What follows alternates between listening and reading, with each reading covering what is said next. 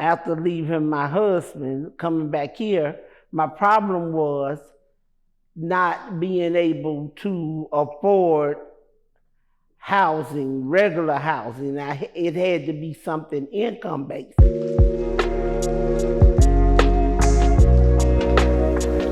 In Charlotte and Mecklenburg County, the number of unhoused individuals has risen to 3,311. Meet Your Neighbor highlights their journeys of resilience and hope, showcasing supportive housing communities' critical role in making homelessness rare, brief, and non-recurring. Mavis Bryant, I'm from Gastonia, North Carolina. I found myself struggling with housing because I went back to work in 2004. I lived in Winston-Salem, North Carolina. I went back to work and got cut off my disability. Then I got sick, had to come back out of work, and it just took a downward spiral from there. Well, I have muscle and nerve weakness in my legs, swelling edema in my legs. Right now they say I'm in stage 1 heart failure. I got COPD and sarcoidosis, and I've never smoked a day in my life.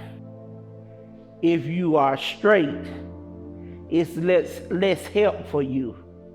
You know, if you are an addict, an alcoholic, a man or woman with children, dependent children, then it's easier to get housing. But when you have no addiction problems, no mental health problems, then you know it's a true struggle, because people like, well, why you not working even though they know you to be disabled, or why you don't have enough money to afford a place. And it's terrible. South Tryon Street, right in front of Eddie V's Prime Seafood. I met Karen Cooper and Lisette on May 15th. And they asked me, would I be interested in them trying to help me find housing? And they told me the first thing they would do was get me into a shelter. Some of the time while I was out on the street, maybe 4 days, 3 days, I would be 5 days, I would be at motel rooms.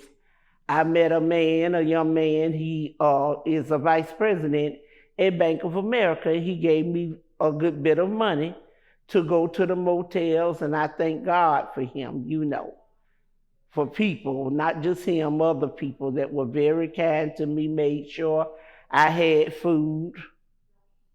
It was a blessing, but it's rough out there on those streets for a woman. I was robbed. A man attempted to rob me at gunpoint. He put a gun to my back about a week before I came here. That's why they put me in an Airbnb the last week before I came here. And you can't sleep out there. The homeless, they walk all night, hunt money for drugs, food. It's just terrible. Well, how I came about to stay here was from, like I say, Karen Cooper. She put my application in. I think she first submitted my application around the first part of July. So it was about the ending of July when they said I was accepted. I came for my assessment right around the ending of July. And they said that I would be getting in a week or so, but it ended up being another month because they said they had to get the room ready. And so I just patiently waited. I was about to give up. Lord knows I was about to give up, but I just held on. And I came in the door on August 29th, and what my thing is that I'm so grateful, because I was on the street in 2013, to 14, from 17 to part of 18. And I was just thinking, why wasn't I introduced to this place then?